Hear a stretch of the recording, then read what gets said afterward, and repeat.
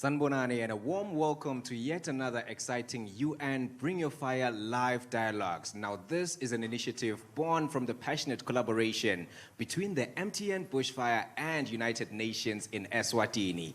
You will remember that UN in Eswatini is our proud title sponsor for the Bring Your Fire zone at the MTN Bushfire Festival. Libito Ngusiabonga Dlamini, and I'm not alone. I'm with a flame that continues to burn even brighter. Tabelo, how are you doing? I'm all good, Sia, and as Sia has already mentioned, my name is Tabelo Dlamini, but better known as Belo Nkosi, and we have returned after a successful first session at the Limkokweng University. Today, we are coming to you from the University of Eswatini, Luyengo campus, which is, of course, the rightful hub for today's conversation, Sia. Today, we're turning our focus to one of the most urgent and impactful topics for our nation and region, which is, of course, food systems. Absolutely, and you can agree that the whole world is on a mission to lay hold of technology. Now, food security remains at the top of our issues here in our local context and in the region as well. However, we are here to bring our fire and ignite conversations on how we can empower our young people in becoming the change makers that we need to see in the future. But Sia, before we explore our theme for today, we would like to thank all our viewers at home, those who are watching on Eswatini TV, YouTube, and of course tuning in from our social media pages. Thank you so much.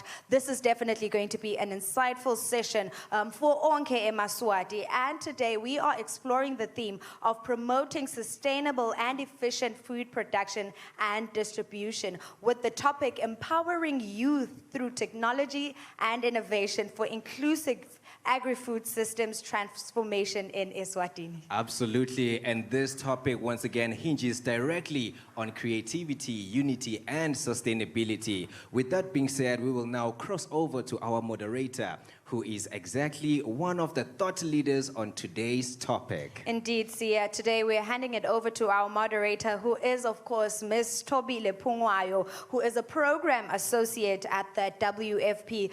Tobile, over to you. It's a pleasure and an honor to be here today. I'll be moderating the sessions today. We are looking and hoping for engaging and fruitful discussions today as we learn and even explore opportunities, solutions, innovations around ensuring that we speak food systems sustainability in Eswatini. Before any further ado, I am Tobile Pungwayo, working for the World Food Program under the UN agencies. I am a program associate there. I'm focusing on vulnerability assessment and mapping, which is generating data, evidence to allow decisions to be made by informed evidence, which talks to research, which talks to data. But today, we are not talking about data. Today, we are here to focus on how best can we contribute to the minister's theme, or to the minister's call, which is talking to how best can the country talk food sovereignty, which is food systems sustainable, but also at a position of undisturbed through and through for generations and generations to come. Without any further ado, I am welcoming the panel, and thank you, panel, for being available. And we want to allow the panel to introduce themselves as we start and preparing for the rich discussions we're about to enjoy. We'll start from my left with the introductions. Over to the panel. Thank you very much, moderator. Good morning, those in the room and viewers at home and other platforms. My name is Cuthbert Kambanje. I'm coming from the Food and Agriculture Organization, FAO, which is a specialized technical agency of the United Nations. I'm an agro-food systems and investment policy specialist. Thank you.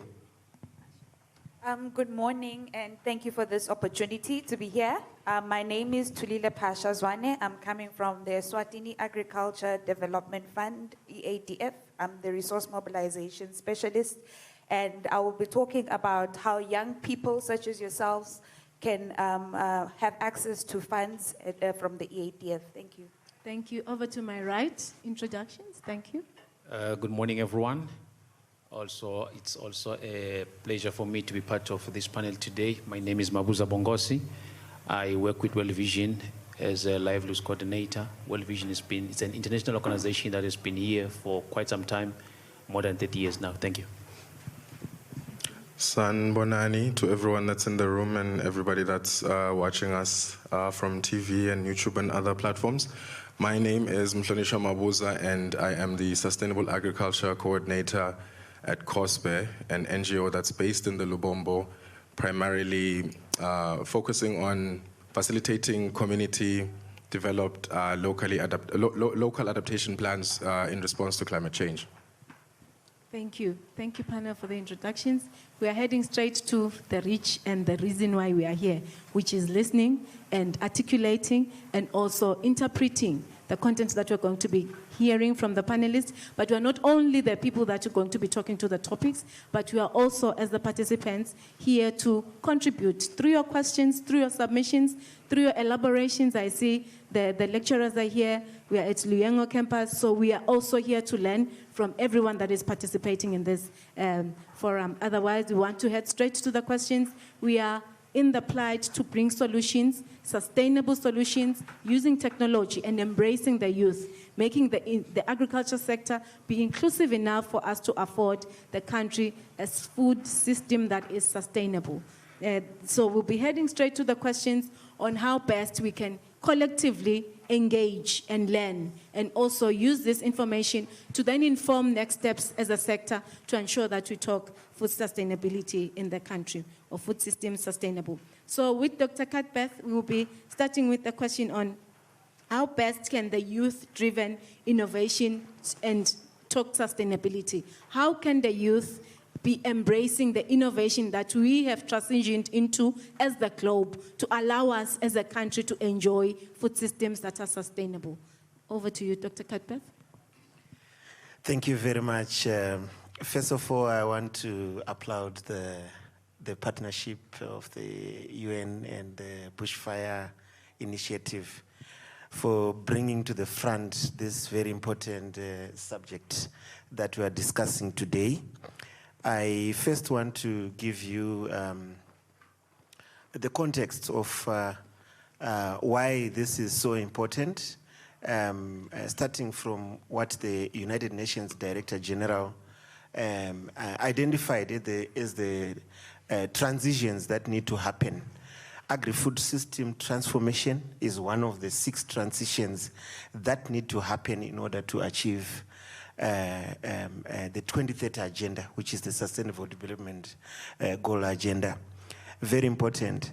The second issue is that it is important for us to understand the mega trends from the African perspective, sub-Saharan to be more specific, with respect to youth unemployment, which in almost all the countries stands at over 50%. And yet with all the resources, we have the youth who can participate in the agricultural value chains, in agri-food system transformation process, and probably address this issue of unemployment.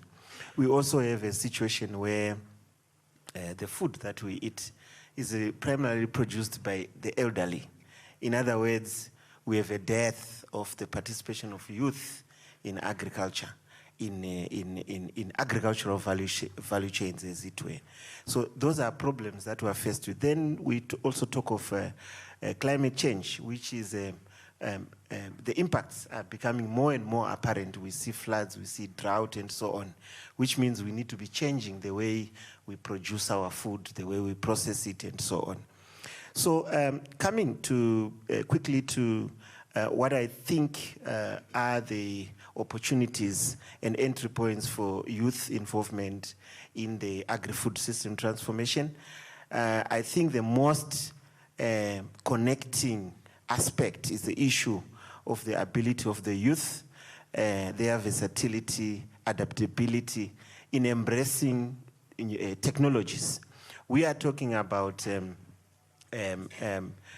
information communication driven technologies, for example, application of artificial intelligence in precision farming.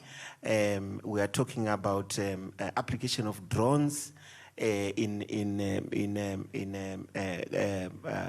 application of inputs, for example, monitoring water use, also spraying in your fields, and so on.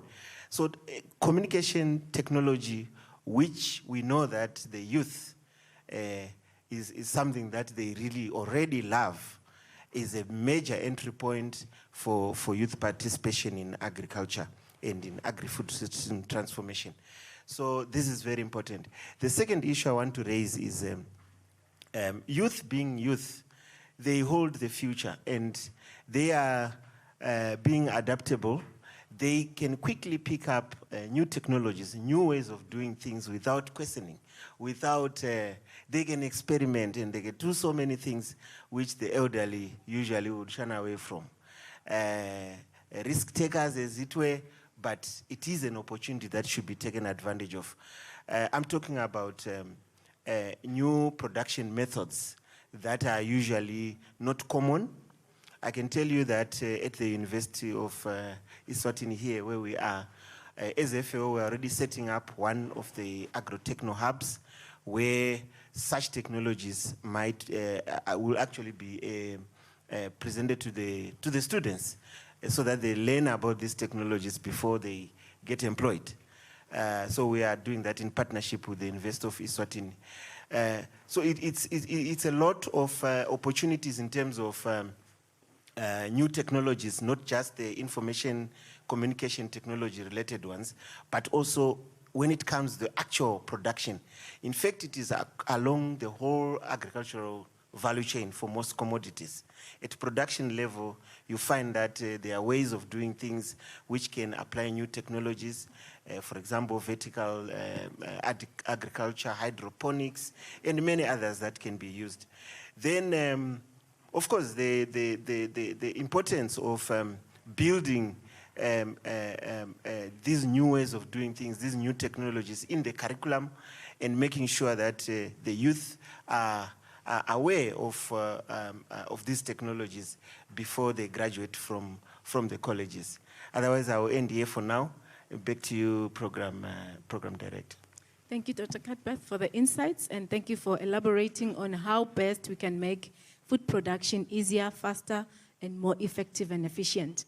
It is a good submission we are hearing, and yet, even if innovation, technology is taking its space, it's still not enough for us to afford the young generation, the cutting edge, the change, the enablers, the leaders of tomorrow to afford us or implement the aspiration of food systems being sustainable in the context of Eswatini. So we have Pasha, who's going to talk to the next challenge that the sector is faced with. We have the minds, we have the fresh brains, we have the research that is qualifying the technology that it can bring about the change that is required, but we still have a gap on the resources, the funding. Where do we afford leaving the university? Then I can be an entrepreneur with capacity to start such a big, or invest in such big innovations for me to be talking food production.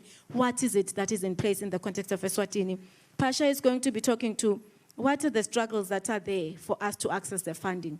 As a background, let us know what are the barriers, what are the things that we should not try because they won't work, and what are the things that are put in place to make the ground useful and enable the ground for us as the young leaders for tomorrow to access funding in the context of Eswatini. Over to you, Pasha. All right, thank you. Once again, I'd like to greet everyone. I think Dr. Cuthbert has laid the foundation that the youth is very agile. They are very adaptable to technologies, and I think we are moving into a space where technology is the future. And in the advent of high unemployment rates, the youth have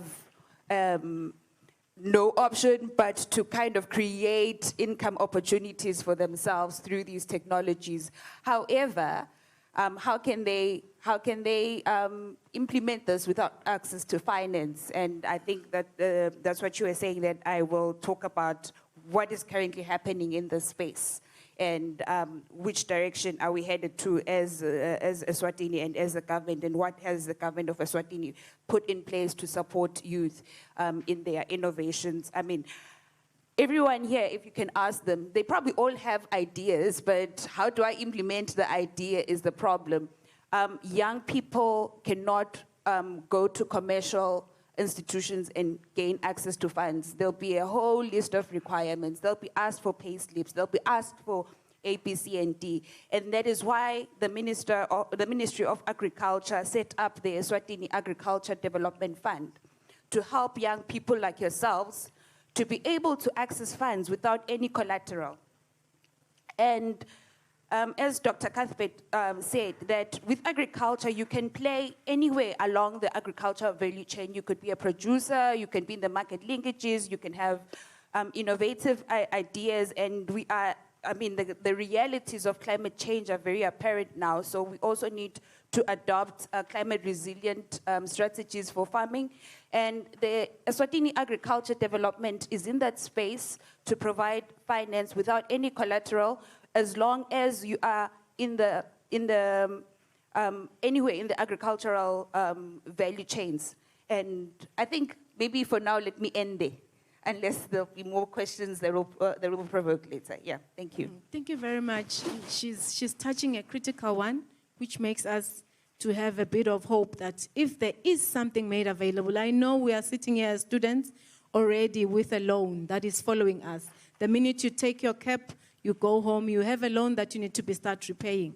And that loan is not saying, when are you starting? So the time is now for us to explore opportunities of how to lead our way into the future with the technology and the resources made available by the government of Eswatini. But money alone also cannot answer and not make the space talk to food systems being sustainable. We're moving straight to partnerships. We know no sector could be in a position to respond to its obligations alone. There is a need for us to join hands, not only as UN agencies, but as government ministries, government sectors, as international NGOs, as community-based NGOs, as financial institutions. The private sector is also coming in with a critical contribution on how best we talk accountability, on how best do we afford the work we do, to talk profits, because most of the time we think we must do just for getting the money back, but you must maximize on profits to also give you more motivation to push and allow yourself to even invest more in agribusiness in the country. So we are moving straight to World Vision to talk to us. What partnerships are required? We are working as stakeholders. You are working alone. You are living here probably thinking, I will go and start and I'll just focus on making sure I get things done. It's going to open our minds, the critical contribution of working together, exploring which partnerships are critical for us to afford the country sustainable food systems. Thank you. Okay, thank you so much, moderator. You have rightly put it. I think to start, we need to appreciate the fact that as a globe, as a nation, we are confronted by different calamities. That speaks to your climate change, that speaks to your shrinking fundings, as we are seeing that the fundings that are coming, especially to us as developing countries, they are shrinking. So then this now says to us, we really need to seek or come out with strategies that will enable us to be effective in what we are doing, to ensure that there is efficiency in the services that we are giving to the communities. And that one speaks to the issue of strategic partnerships, as you have put it. We really need to see how we can ensure that we bring efforts together, because alone you cannot address the issues that are outside there. The issue of the unemployment with the youth, the issue of food insecurities, climate changes I've mentioned. We really need to strategize on how we can join hands as local organizations, with our government, of course, with the community-based organizations, even the communities where we have the youth. We need to sit down and see how we can bring those efforts together. As we are doing that, we'll appreciate the fact that as different stakeholders, different organizations, we are coming with different expertise. So now, if we are coming together with a different expertise, the goal that we want to achieve, which of course is, when it comes to us, the issue of having food, of being food secured as a country, we really need to come together. Those who are coming from the finance sector, we need the monies to bring the development to the communities in terms of building capacity, because that's another area that is very critical when it comes to development. The issue of building capacity. As stakeholders, some of these stakeholders, these organizations are international organizations. For instance, like World Vision, your WFP.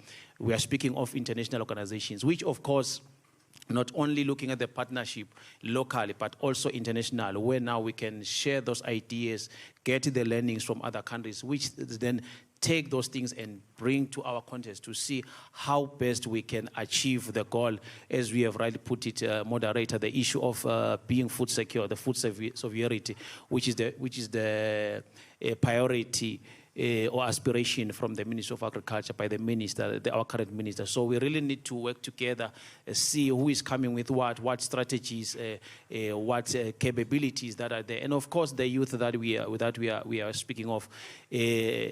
They've got this capacity, the abilities to change the world. So we really need to also bring them on board to learn from them. What can we do as a country? What can we do as partners to ensure that we have enough of food? The country is food secured. Thank you. Maybe I can end here for now. Thank you. Thank you for the submission on partnerships. We know that as a country, some of the food we are producing is not consumed by the locals. It's on international partnerships that is affording a Maswati market, which is international market, for us to even have capacity to produce and then enjoy the profits that we should be due to, which is why as we plan and design any innovation or any project, we must consider you are not alone. You have other players that you need to understand their setting and also their common practice and what they believe in for you to afford to meet and neatly work with them in the space. But as we are talking food security, or we are talking food system, agri-food system sustainability, we are aware that there's issues like Bitwangaguti in Sila Maswati, the culture, our beliefs, the who we are, the norms. We want to appreciate the fact that these are the soft issues that affect adaptation, affect the way we embrace the change, which is what Dr. has said. It could be a technology that is good, but because my culture, my exposure, my socialization has not made me to understand what is the importance of actually engaging or even embracing this change, it might delay the change process or the transitioning process within the space. Thus, we're saying, let's not conclude without isolating the realities that we have a culture, we have art that could also afford us capacity to talk to the right content, to the right audience, with the right technique for us to make everyone who needs to be engaged listen and also participate in contributing to the food sovereignty, which is the minister's call in the agri-systems. So I will hand over to Mhlonisha, who's going to talk to us how best can we make this youth engagement allow art to speak the language of food security. Over to you, Mhlonisha. Thank you, moderator. Before I answer that question, I'd just like to preface my response by saying that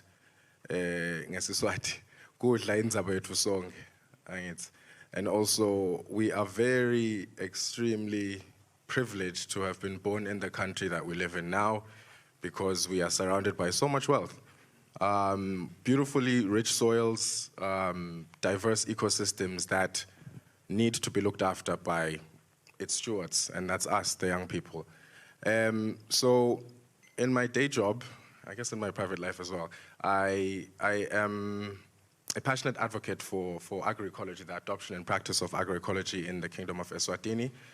So it may not be very clear how that might link to the arts, but I do believe that that food is indaba yethu sonke, that you find artistic expression all across the board, and that we actually need to integrate everybody to participate in our food systems, right? So I draw my inspiration for the work that I do from a school of thought that's called permaculture. I'm sure some of you have heard about it, seeing as you are all in this beautiful institution.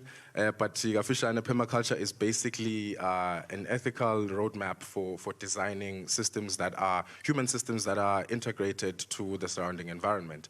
So what does that mean? It means that as we are looking for the solutions to the agricultural issues or food system issues that we have, we can actually learn from nature by looking at how nature solves issues.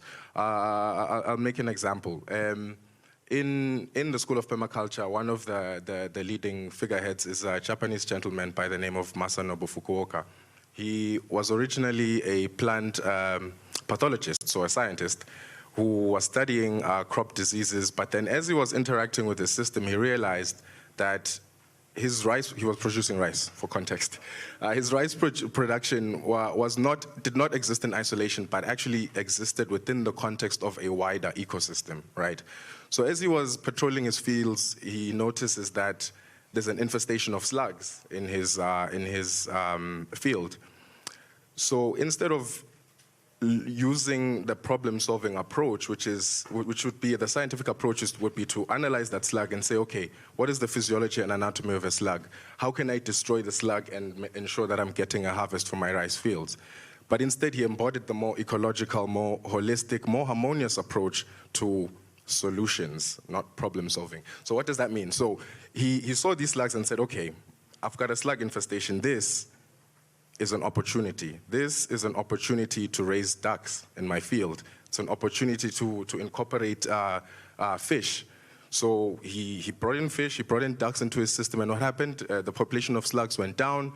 He maximized the productivity of his field by producing grains and protein in the form of rice, and in the form of rice, ducks, and the fish, right? So this integrated approach to finding the solutions to the problems that we face is something that we need. And so this integration goes beyond the field. It goes into our social realities as well. Another one of his famous quotes is that agriculture and food is not only the concern of farmers and scientists, but is something that concerns politicians, historians, and artists, right? Because it's through integration that we can tell an accurate story about who we are, where we come from, and the food that we eat, and why it's so important to us. So I think I'll stop there for now, but I do have quite a lot to say about the topic. We can all see.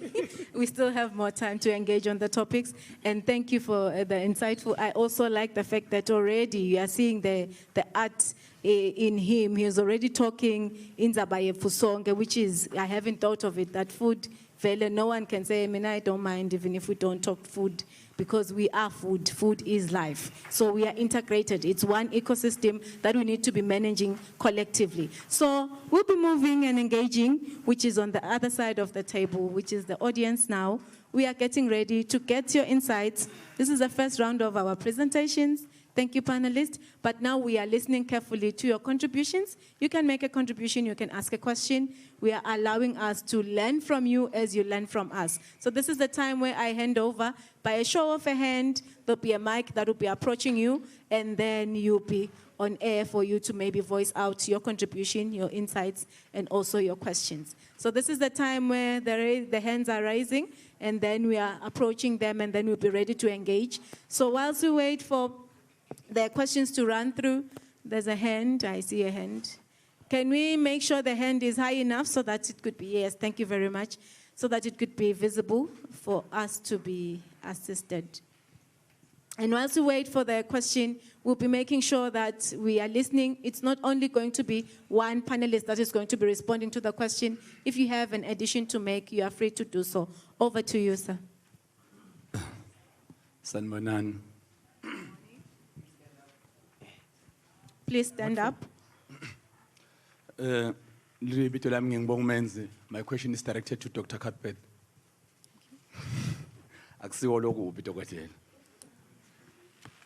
I've been privileged to be at this institution for at least 8 years. But I haven't seen the Food and Agriculture Organization coming here, for example, to engage students on the possible solutions on their ideas. What I've noticed in my time is the government or the Food and Agriculture Organization, specifically, they come with a blanket approach of ideas which they sourced somewhere else, which are not tailor-made for the conditions which are prevailing in the country. Lokwenda ukuthi le nansi lama project agentiwe bese thine emaswati lamanye awo ayasi kuba nemicabo lesingakhona ukukwenda. So kuloko Dr. Cuthbert ngingeta ngana ukuthi mine kule minyaka lengihleli la angaze ngeva ukuthi kune call for a fellowship lesponsorishwa ngu FAO ukuthi kune student bathi hambani yo researcher, for example lemaswati asenza umbila about maize noma ngale ka animal science ukuthi tinkomo tiyafa sicela abantwana labenda ema projects aka final year labang this number batobuka ukuthi tibulawa yini tinkomo taselibonjeni tibe tingafita kaho noma umbila wendiwa yini ukuthi ube khona empuluzi ube engekho emotshane kanti lina toti emotshane. So ngicela nje Dr. Cuthbert angubeke on the spot but ngicela kuyikonsa kuwe. Thank you. Thank you very much. Another reminder, can we, if possible, maintain the English because we are in a global community for everyone to understand and also manage the time in the process. But for now, I will try to translate. I hope I'll just touch the key points. It's on contextualization, Dogotela. The question is, how best can we allow the research one to be born within the institution, like the Luyengo students be given an opportunity to go out there in the local context, explore the gaps and the challenges that are faced by Emaswat. It could be on livestock, it could be on agricultural crop production, for us to generate evidence that will suit our environment. I think that's the main gist of the question. We will allow 2 more questions. If there are 2 more questions that are ready, then we'll go back to responses. Thank you. Whilst we wait for the mic, whilst we wait for the mic, we have hands, and I think we have Mike. You just stand up and introduce yourself and then hit onto the question. Thank you. Over. Good day, everyone. My name is Sengeto Vilagati, doing agricultural and biosystems engineering. My question is directed to Ms. Pasha, I think. You talked about the EADF not requiring you to have collateral, but we all know there is a catch somewhere. So I want to know the catch, because you cannot just be going there and say, I want money, I have an idea. What do you need? Do you need to be a Swazi citizen? Do you need to have a plan? Is there a competition that you enter and then maybe the best business ideas come up? Do we never ever get a challenge of you guys saying there is no longer money that is coming from the government to support the youth? Thank you. Thank you for the good submission. Over to the last question, then we'll come back to the panel when they try to respond to the questions. Over to you, sir. Thank you. Is it? Oh, thank you. Yeah, we are laggards. Thank you. Mine is on precision agriculture. I heard you highlighted that, Doctor, it is one technology that speaks to sustainability in the field of agriculture, and it goes a long way. But then the adoption part, we have this challenge of maximizing returns. In this case, we have precision agriculture promoting sport application to some extent, that we should target what is the problem actually, in a way that we leave the environment untouched or we leave the environment not affected.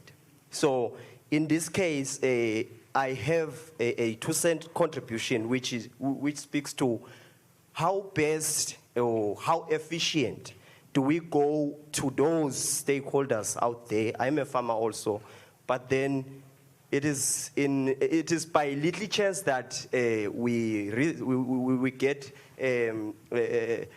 unannounced visits, field visits from agencies such as the NGOs to speak to us with these technologies and speak to the adaptation, because in a short term they are less profitable, but in the long run they are profitable.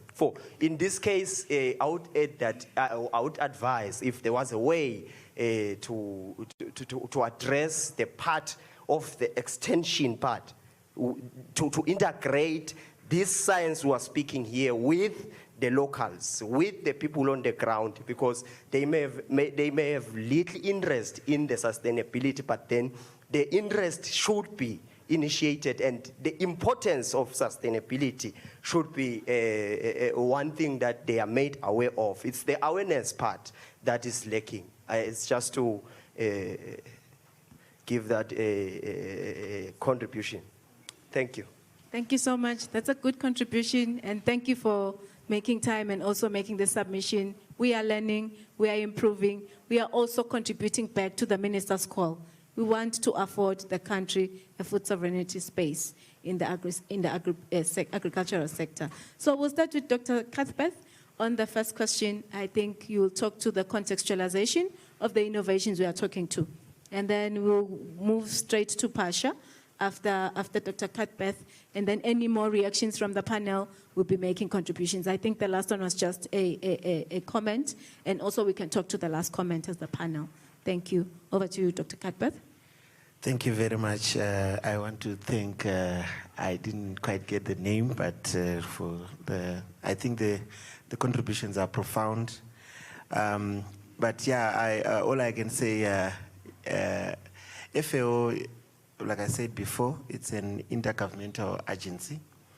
We don't have a budget line per se because the FAO is not collecting taxes. So the monies that FAO has in terms of its programming is directed usually towards catalytic investments that in the form of, for example, we want to show how certain things are done and demonstration. So we can probably end up by setting up and modeling normative work. It's not the doing money. So we can, basically the model of work of most of the UN agencies actually is that we come in to support the government.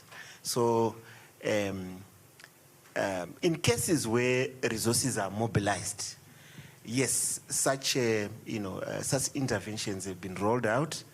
I may not have examples ready now, but I know that in such cases where vertical funds, for example, under the climate funds, have been mobilized to deliver specific, interventions, such things can actually happen. I gave an example of what we're doing with the University of Eswatini, setting up, that was a pledge by our Director General, Dr. Dong Yu. He pledged when he visited the kingdom, he pledged that we must set up 5 agro-techno hubs. And a conscious decision was made to set one of them at the University of Eswatini. And I'm sure there are colleagues whom we've been working with around the room around this. This includes bringing those green technologies so that students, they have somewhere where they can see and experiment with these things and see how they work before they graduate. And you are not surprised to see how a tunnel is run or a drone is used to do what he was explaining. I really liked the contribution around precision agriculture. And I think just to comment on that, I'm sure, I don't know whether I've answered you in full, but yeah, that's what I can say. But the one on precision agriculture, I think it speaks a lot to how do we upscale? How then do we upscale what has been proven to be working in either in the lab or at some demonstration sites? So it takes money, but it also takes the drive within the users. So the partnerships that we're talking about and the agricultural development fund coming in with starter packs, those financial instruments that are deployed to support those without collateral and so on. Very important, they come in handy. Then the last thing I want to speak to is the issue of e-extension. How do we get the message out there in terms of these new technologies. So talking about the youth, we know that people enjoy watching TikTok, but we learn there are so many things that are there on TikTok and all these other apps that we use on a daily basis. Those platforms can be used to deploy at mass extension messages, and that includes precision agriculture and many other technologies that we can talk about. So digital extension, e-extension is a major entry point, especially for the youth, because we are techno-savvy. Back to you, Program Director. Okay, thank you very much, Dr. Cuthbert. I think he has really tried to respond to the question. I know on the issue of the investment, direct investment that is coming to Emaswati from FAO, I know that through the leadership of the Minister of Agriculture, FAO in partnership with eWaid and WFP, I think there's so many other partners that you're going to be enjoying whilst we are enjoying this funding through the support of IFAD. They will be probably transforming the quality of production in the country with a funding that is valued at 851 million. 851 million emalangeni over a period of not less than 10 years. So we have their contribution. It might not come with the head written FAO, but they are significantly contributing to the food systems of the country being sustainable. And this is going to afford us capacity for the smallholder farmer to have access, which is to the knowledge, which is the precision agriculture, how best can use the innovation to afford ourselves the food sovereignty, which is an aspiration for the sector. To Pasha, over to you. All right. Thank you, Tobile, and thank you for the question. It was something that I was planning to elaborate on, so I will ask the moderator to permit me to expand and not limit my time in answering this question, because I'm sure a lot of you are dying to know, how do you access the funds? What are the requirements, right?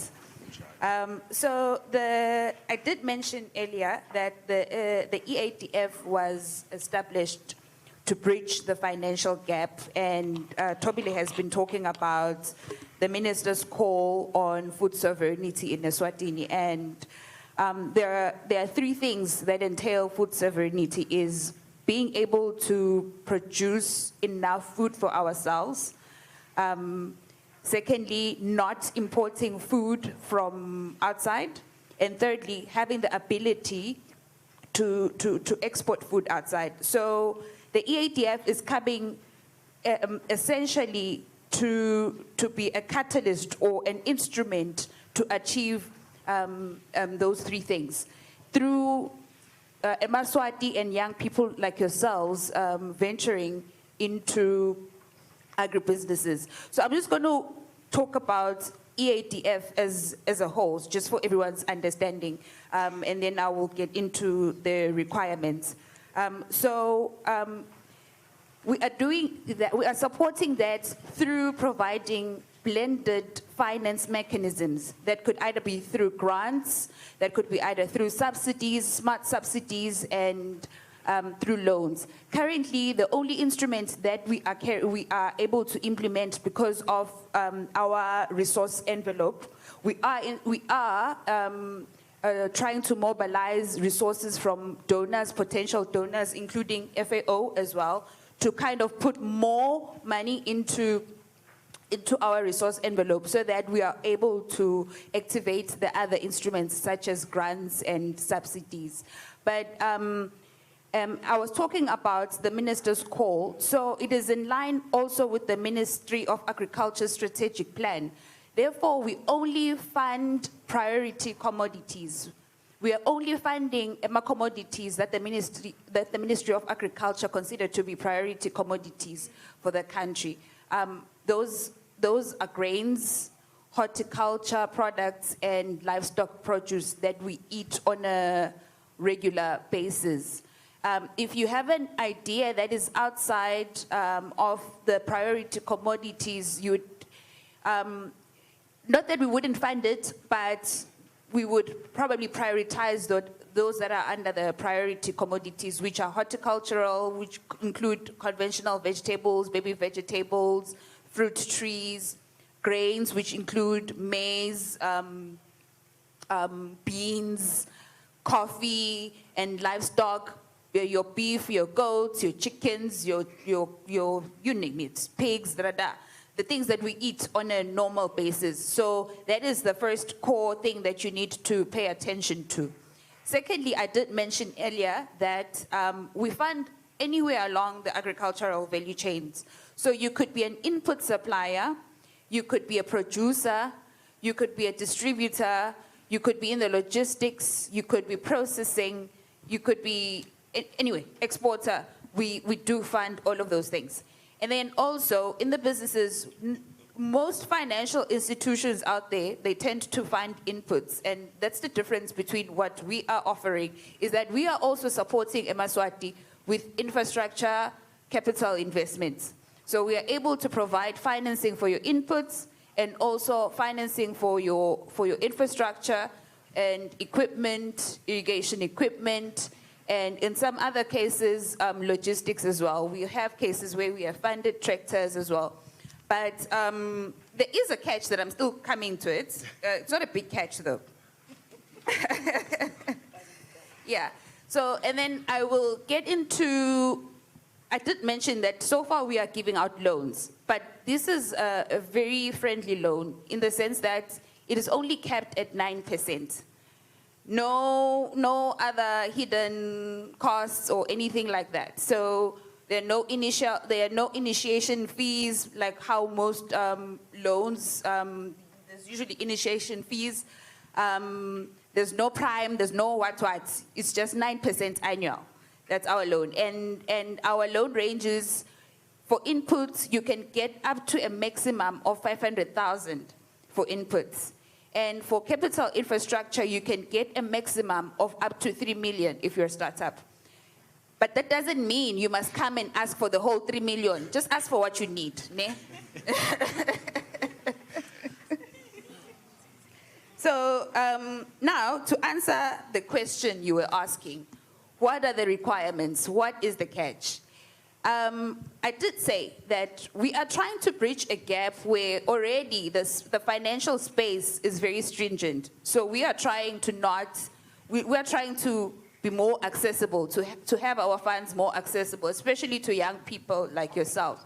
We did mention that there's no collateral, but we only finance for businesses. It's not for personal consumption. So you need to provide a business plan. And you need to provide a viable business plan. It's not good enough to show that, oh, here's a business plan. It has to be viable. You need to show you'll be able to pay back the loan so that others can benefit after you. So you need to provide a business loan as a start. Secondly, you have to be a Swati citizen. You have to be above 18 years old. And then also you have to have market letters of intent. So whatever you're going to produce, you need to contact or touch base with the markets to ensure that there is a market for what you want to produce. We don't want to be in a situation where you have grown your produce and you don't have a market and then you can't pay back the loan. So you have to get market letters of intent. And then I think maybe in addition, depending on the business, for example, if you want to venture into a business that, like you're a producer, obviously you need to have land access, right? So you have to provide proof that you have land access. The proof can be varied. If you're on Swazi Nation land, you get a letter from your chief to say they know you, they know where you'll be working. And if it's not your land, like most of you are young, it's probably family land. You need to get a letter of consent from your parents that you can use the land, and then you notarize it, like by making an affidavit, or you go to the police to make it an affidavit that my parents are giving me access to this land. Ne? And if you don't have that, you can lease the land and you provide a lease agreement where you want to lease for farming. So those are essentially the requirements. And then obviously with the business plan, you will have to have quotations for what you want to buy so that we know that it's aligned. But in a nutshell, those are the basic requirements. I think each and every business varies. For example, there'll be other instances where you will need soil testing, this and that, but it's not all of those businesses that will require that. But I think with the summary that I've given, it gives you a picture of what you need to apply for the funding. Thank you. Thank you so much, Pasha. Now more details and more clarity of us having capacity to what? To access the resources made available by the government of Eswatini. I have Bongosi to add onto the questions that have been posed, and also Dr. Cuthbert coming through, and then we're going to another round of the panel, maybe making final submissions, and then we head back to engagements and reactions. Bongosi? Okay, thank you, Tobile. Just want to echo Dr. Cuthbert, his contribution, especially to the last speaker who was speaking on the issue of extension. I just want to take this and throw it back to us as young people to say, in as much as we have identified the gap, because I believe that is where it all starts, to identify the gap, to say, here is a gap that we are seeing, especially now when it comes to the issue of extension, to say it provides us with an opportunity to come out with those innovations, those technologies which will bridge this gap. Because we need to appreciate the fact that as a country, especially when it comes to the extension service department from the Ministry of Agriculture, we do have that gap. The numbers of extension service officers, it's not good on the ground. So it brings an opportunity, or offers us with an opportunity to say, what technologies can we invent? He made an example of your TikToks, your radio jinglies. What can we do to bridge that gap in trying to bring the extension service, the awareness that you are speaking of in terms of the new technologies, the technologies that are there in agriculture. And of course, as I highlighted prior, the issue of partnerships. International partnerships can also play a huge role in trying to bridge those gaps. Learning from other countries, learning from other partners. Our partners, stakeholders in the country, some of them, the international, if not a majority of them. So we can learn from other countries, bring and contextualize those ideas. And it's us as young people with the brains, the abilities and capabilities. Let's design those applications, those technologies, which will try to bridge those gaps. Thank you. Thank you, Bongosi. Togotela? Thank you very much, Moderator. I just wanted to add, because we, from the side of FAO, we have been working very closely with the Agricultural Development Fund to support in terms of mobilization of resources and the instruments that they are deploying also. But what I wanted to add was that it's important for the youth, I'm speaking particularly to the youth, to organize yourselves. In many cases, it makes sense if there's 10 of you or maybe 5 of you, you come together, you work on your idea, and you come up with your business plan along the agricultural value chain. It's more attractive because even the fund will be reaching a larger number of people with one particular grant. They normally reaching out, we were working with a group, presents with checks and balances within yourselves. So it's less costly. The administrative burden is lower than if you're going to administer, for example, grants or instruments to 10 people individually than just one for a group. It makes a lot of sense. That is one thing I wanted to mention. Then the issue of formalize, you know, in terms of register whatever you are doing. Because even the banks, if you want to access more resources, you know, capital and working capital and so on, the banks want to know who you are. They don't just work with people they don't know. They want to know who you are. And so the best way to get yourselves known, get registered, get formalized as a company or as a cluster or whatever it is, according to the laws of the kingdom. There are mechanisms, there are examples of how you can actually formalize your business. Then, of course, you will probably say more about it, the issue of belonging to these associations, the commodity associations that speak to organization at a higher level in terms at national level. And I know that the EADF also uses it as one of the, I don't know whether it's a requirement or it's an advantage for you if you belong to an association. For example, the Horticulture Association or the Grains Association or any other associations that are recognized in the country. Just thought I should add that, Chair. Thank you. Thank you. Thank you very much, Dr. Cuthbert. And yes, this is important. When you walk alone, you can walk faster, true.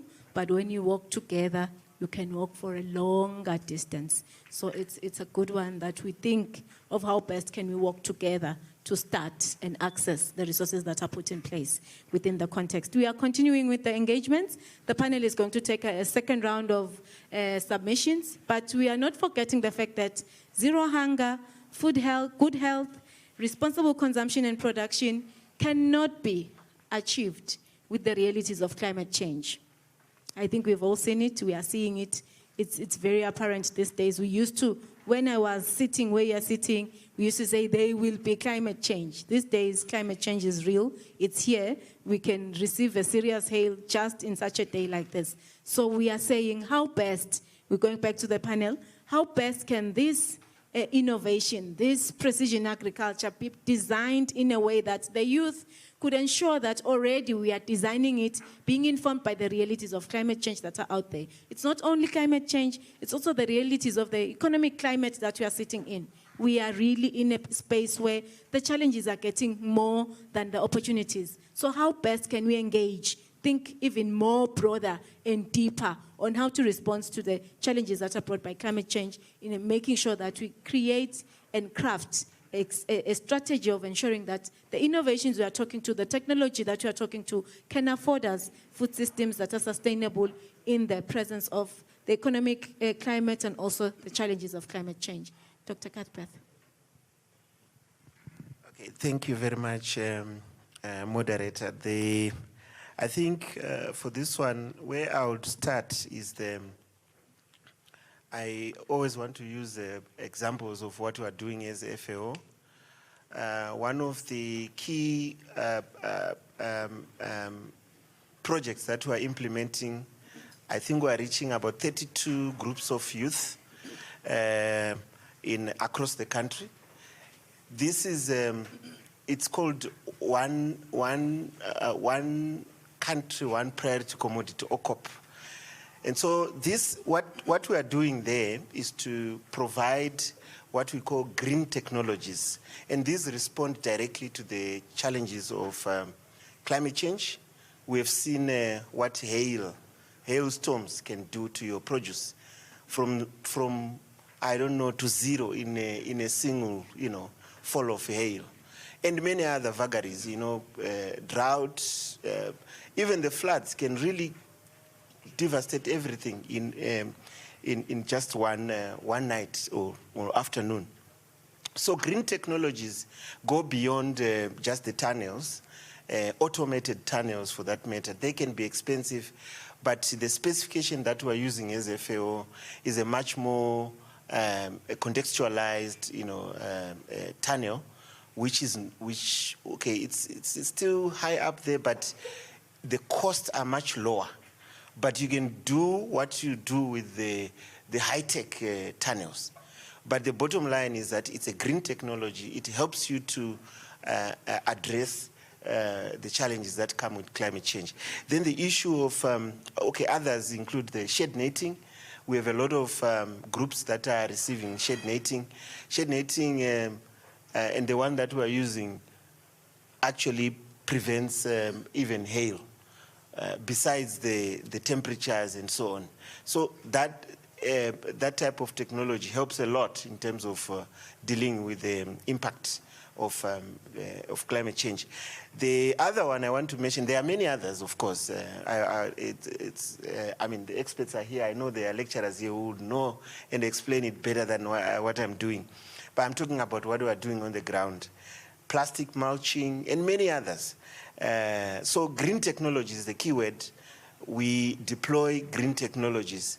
And as I said before, the youth at the front of these technologies, because you are the youth, you understand quickly what it means, and you can adapt, and you can learn fast how to apply it. So very important for me. And then I don't want to overemphasize the issue of e-extension and basically leveraging the digital world that we are living in today. You can learn how to do fish in a 2-minute clip. That's the reality of today. And you can even include in the gross margin budgets and everything that is associated with a fish enterprise. That can apply across all the commodities, and that can be a very important entry point for the youth. Let's use the social media and many other platforms for productive learning. Let's use it to make sure that our livelihoods, we get money out of it. You don't put data to watch things just to laugh. Okay. So that's e-extension, digital extension, very important. Then the second part I want to emphasize is the issue of e-commerce. A lot of trade can happen using technology. And I think the youth can be at the front of this. Look at how apps are being applied, different applications are being applied in providing transport. We have Uber this, Bolt, InDrive, and it's just revolutionized the whole transport sector. So the very same thing can happen in every service that is provided in the agricultural sector, including tractors and so on. So yeah, I think e-commerce, so linking the service providers to those who need the service. See that as a very important entry point for you as a youth. Very important, because you don't have to be digging. All you're doing is providing a service which leverages on the digital world that you are living in. Back to you, Jay. Thank you, Dr. Cuthbert. That is a mouthful. There's a lot we can do with what we enjoy as the youth, which is what we are here for. We want to remind ourselves that, yes, we can do more with less time and achieve more and increase our efficiencies. And in the process of ensuring that we learn and we improve our efficiencies, we want to also understand, is there any support that Pasha's funding is providing as training, basic training for you to afford to walk up the ladder? A business plan is just a tool talking about where you get, but it's not saying what exactly you're going to face in the journey of walking to where you are aspiring to get to. So is there anything that is put in place, Pasha, under a unit to say, this is how we're going to empower and capacitate and improve the capacities of the young generation to manage these funds? If you happen to be dreaming for the 3 million funding, what does it take for you to be managing such a fund in starting an innovative project in reducing the challenge of food insecurity? Pasha. Thank you. I'm glad you asked that question. It also touches a little bit on what Dr. Cuthbert touched on. There are many elements. I did say that we are in this space not just to provide financing, but to transform the value chains. So that has a lot of elements in it. Dr. Cuthbert talked about the associations. I did say that we focus on the priority commodities, which entail the grain value chains, the horticulture value chains, and the livestock value chains. So in the country, through support from external partners such as the FAO, we have established industry associations. The first industry association is the Horticulture Industry Association, and then there's the Grain Industry Association, and we are in the process of establishing the Livestock Industry Association. And I want to clarify, when I'm talking about industry association, I'm not talking about producer associations, because that's the misconception. Like, for example, poultry association is only localized to the poultry growers. But when I'm talking about industry association, we're talking about all the value chain players in the industry, the input suppliers, the stock providers, the markets, the regulators, and so on and so forth.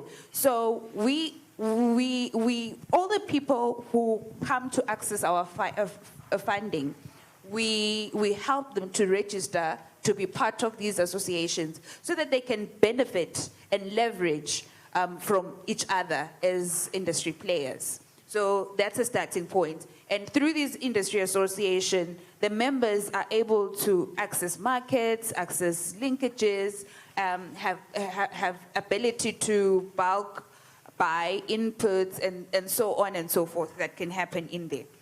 And then secondly, we've got the Ministry of Agriculture has an information system platform, which is called the Agriculture Integrated Information System, which connects all the other agriculture information systems that are at play into one. And in that system, you find all the information relating to agriculture that you may need. My colleagues here are talking about e-extension. All of the information that you need are there. The business plan templates are there. The gross margins are there. The market prices for the things that you need. All of the information to put together your business plan is there. Who are the markets for your produce? It's also there. So that's also a platform that is in place for young people to use. So please, use your data to access that portal as well. And then last but not least, we work very closely with the Ministry of Agriculture, and therefore also the extension side of things. So the Ministry of Agriculture is regularly providing trainings. For example, they're doing goat trainings, poultry trainings, broiler trainings, indigenous chickens trainings. So we are always able to link you to those trainings, which are provided by the Ministry of Agriculture. And then furthermore, in-house, we've got specialists. We've got the horticulture specialist, we've got the grain specialist, and then we've got the livestock specialist. So when you put in your application, it's not a matter of accept or reject. Those specialists are in place to assist you, to kind of channel you to the right direction and ensure that your application is successful. Thank you. The ground is leveled for us to explore capacities and also be in a position to venture into the innovative way of responding to food insecurity issues in the country. And moving forward, I want us to also give examples, Pasha. I know you've been in this particular role for a while. Can you remember one person in Eswatini? I wanted to bring life to what Dr. Cuthbert has talked to, the technologies that FAO is putting on the ground. I know one, I'm sure there's also other bells that are ringing in-house to say, I have seen their support to a youth group in Enhlambeni Nkundla and Njelu community. There is a group of young people there, they are producing, they are doing baby vegetables, they are importing, they are working with NAMPOD. I don't know any other supports that they are receiving, which is funding, but I know that FAO has supported them with the trainings, has supported them with the infrastructure. So we know that in the country, such things are happening, and we won't stop until we get to a point where we talk the country being food secure. Any real-life examples of young people that have made it with your support to actually become models of the work that we are doing?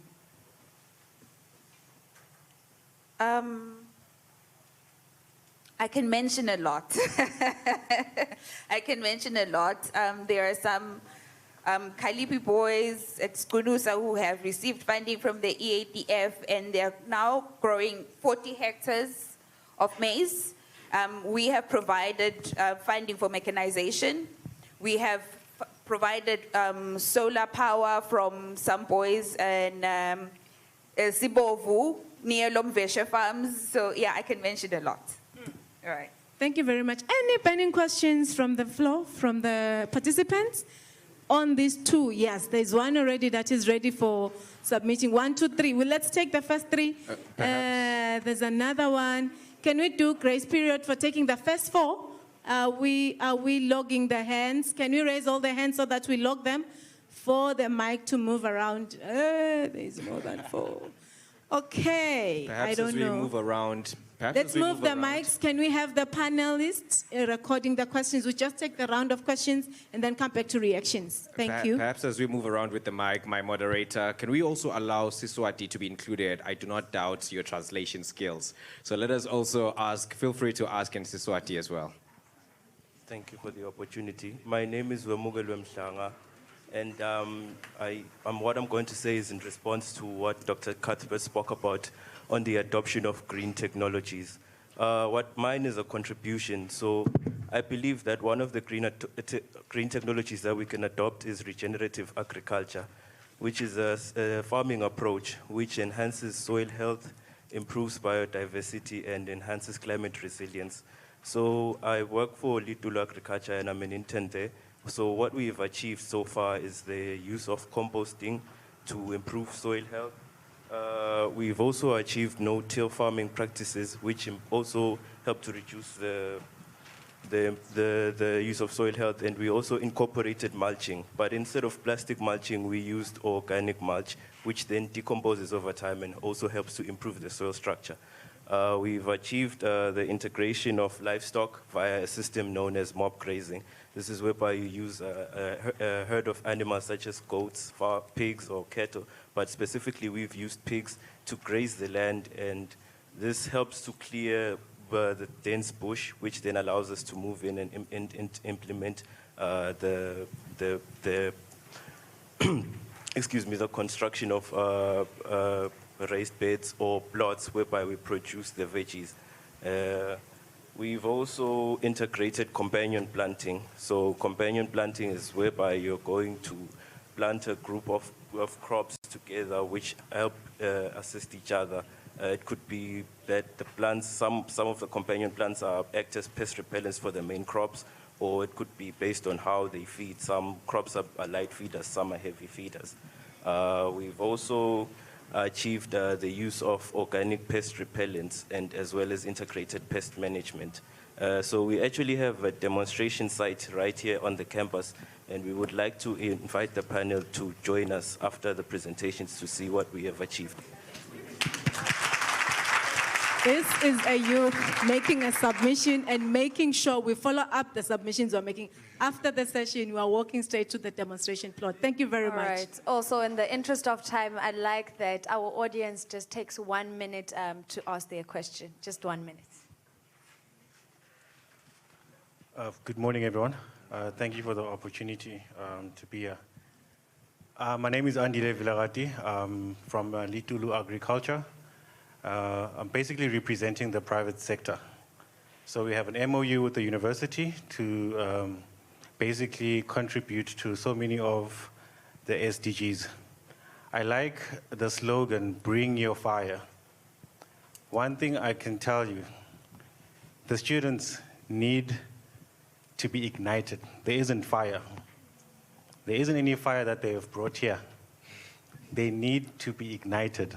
And we as organizations, there has to be a collaboration between the private sector and the public organizations like you guys, whereby we ignite the fire within the students.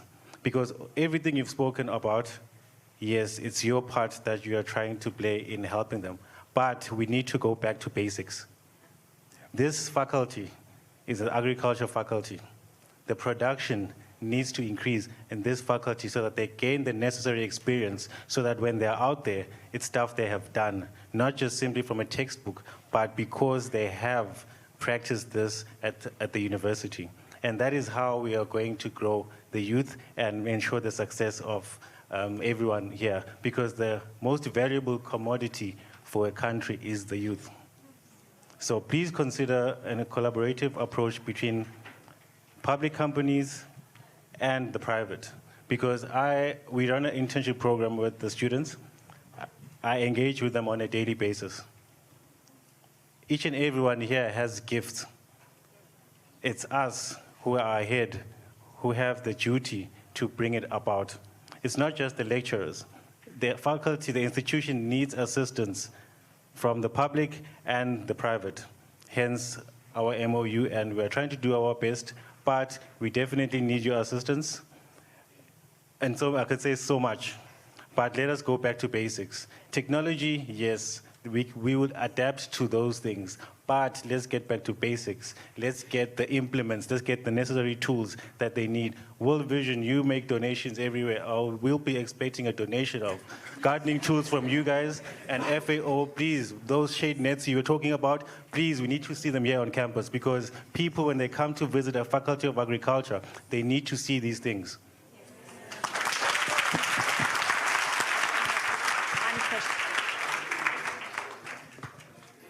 Last question. Can we also show the hands? There's one right in front.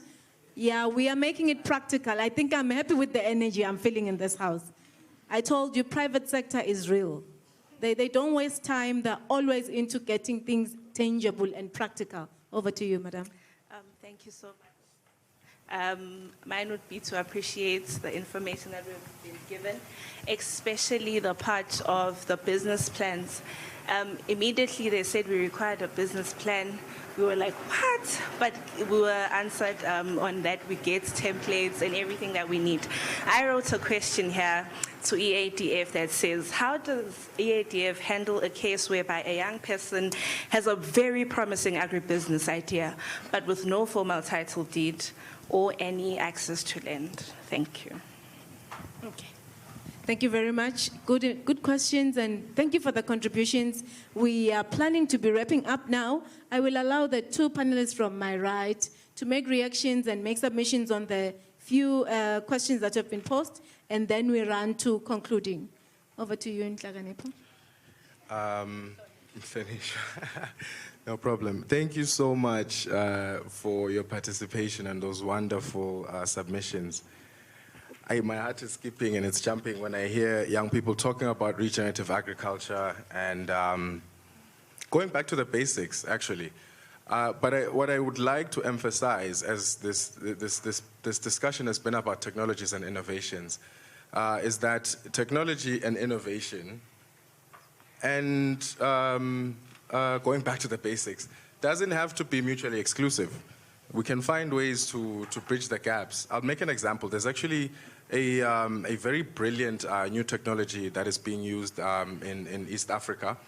It's a soil scanner that uses infrared technology to analyze the chemical composition of soils within seconds, on the spot. So this is an amazing technology that hopefully our lovely partners can help us gain access to in the country, because this will empower our farmers to make better informed soil management plans. So rather than investing in technologies that improve our yields, there's an opportunity for us to invest in technologies that improve our connection to nature and our connection to ecology, and make efforts to improve the soil and improve the environment and ensure that we leave it better than what we found it. So I'm really happy to see that I'm in a room of people that are willing to embrace both sides, going back to the basics and also investing in the future of technology. Thank you. Thank you. To Bongosi, any priorities you could highlight for us to afford intentional partnerships for us to afford sustainable agri-food systems? Okay, thank you so much, Tobile. Yeah, I can feel the fire is now burning inside here. Yeah. Can I bring this one home to World Vision? As World Vision, we have established some strategic partnerships with some international organizations and, of course, with some local organizations, where we've been introducing some technologies, your digital platforms, in the work that we are doing. We have introduced one on irrigation. The irrigation specialists here will agree with me. It's called the chameleon sensors, which we use to measure the moisture content in the soils.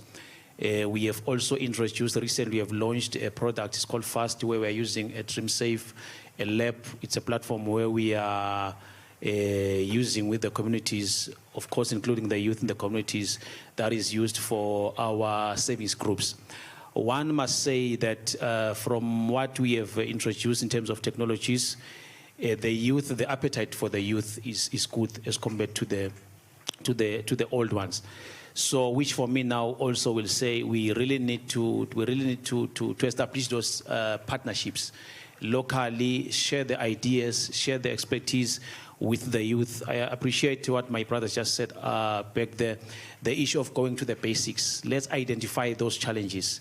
Let's see what interventions, what technologies, because as my panelist here mentioned that the future is about technology. We cannot run away from that fact. Where we are going, we need to adopt, we need to adapt to the changes, and of course, technology innovations will be handy in that one. So the youth, I want also to encourage the young people here. Let's come out with those ideas. Let's come out with those innovations that will help in terms of improving and giving the efficiency that we need in our agricultural production, of course, across all the value chains that we have. Thank you. Thank you, and thank you everyone for being here, listening, contributing, and effectively making your submissions. We have all learned. Panelists, have you learned something from the audience? We are seeing that we have future leaders in the house. And I will hand over to the panel to just say one last, the one that you missed as you have been digesting the questions and the reactions and the fire that we are feeling now. Just one last in 1 minute. We just start on my left. Dr. Cuthbert will start, and then we will finish this side, and then we'll conclude our day. Thank you. Thank you very much. The fire was just starting to burn. But what I can assure you, I think this is just one thing I need to say. The agro-techno hub that we're establishing with the University of Eswatini is coming up. It's going to have some tunnels, automated. It's going to have shade nets and other technologies. But I know for a fact that this is an ongoing process, and these are already sort of approved. So yes, you are rest assured it's coming. Otherwise, I think, thank you very much. The discussion was very, very engaging on my part. Thank you. All right, thank you. There was a question that I needed to answer. I will just, in 10 seconds, say that we explore other farming opportunities such as hydroponic, vertical farming, urban farming, permaculture. So access of land is no longer a limiting factor, just to answer that question. And in my parting word, I would like to say that I liked the contributions that our young people here are doing in regenerative agriculture, especially because we are talking SDGs, sustainability. And I would like to say that there has never been a time in human history like there is now, the demand for sustainable food production. Thank you. Bongosi. Thank you, Tobile. Just maybe from my end, just to appreciate this opportunity, of course, of coming here just to share and also to get the insights from other panelists, and also the contributions from our audience here. But maybe as I end, I'll also want to challenge not only the young ones, the youth, but also the partners on the ground, that together we can make it, but alone we cannot. Thank you. No, I'd also like to thank the panelists, moderator, and the audience as well for the opportunity to come and converse and share ideas relating to sustainability. And my parting word is that the planet is 3.5 billion years old. That's a very long time.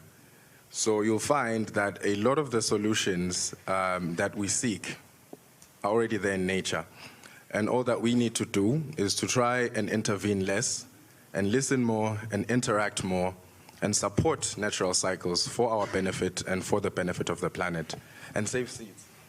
So thank you all for the opportunity and good luck on all of your avenues and ventures. Thanks. Thank you very much, panelists, and thank you very much, audience, in-house and also at global platforms. I also want to appreciate everyone who is here, everyone who has taken his time to listen and also contribute to our, I would say, critical discussions, because we still, as the Faculty of Agriculture, we have the responsibility of feeding the eMaswati. And it's not only eMaswati, you are also taking your produce to global markets. So you have a mandate to meet. As you are growing up, as you are sitting here, just know you have big shoes to fill, and that is ensuring that there is food for everyone, everywhere, at all times. So with this, I'm saying thank you and have a fruitful day. Just one affirmation is, we are all eMaswati, we are all available in Eswatini, and we can continue. I like the submission by the private sector that let's join hands as we move forward to ensuring that we support the minister's call to ensure that Swaziland has sustainable agri-food systems that are allowing us to afford food to everyone, everywhere, at all times. Thank you. All right, here, big thank you to our panelists and our moderator for handling today's conversation. Sia, I do think that it was very impactful and insightful, judging on the reaction of the crowd, of course. But before we wrap up, I'd like you guys to please give them a big, big round of applause for today.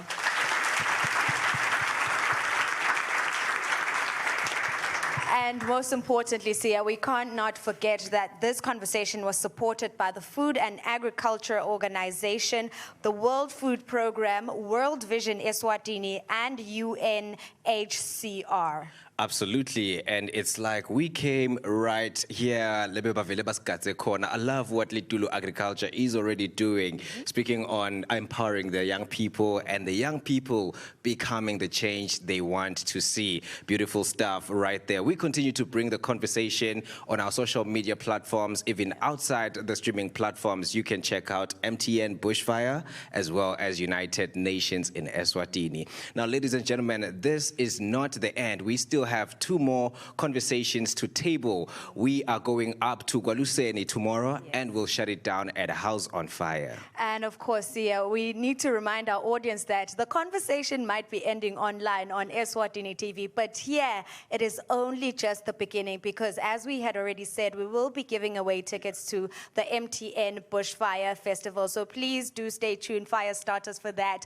We are coming in with good things only. But for today, wrapping up the conversation, Sia, it is goodbye to our viewers at home. It is goodbye. Let us continue bringing our fire, igniting such conversations and becoming the change that we want to see, first in our local communities and further across the nation as well. My name is Siyabonga Dlamini, otherwise known as the Silent Writer. Until next time, spread your fire.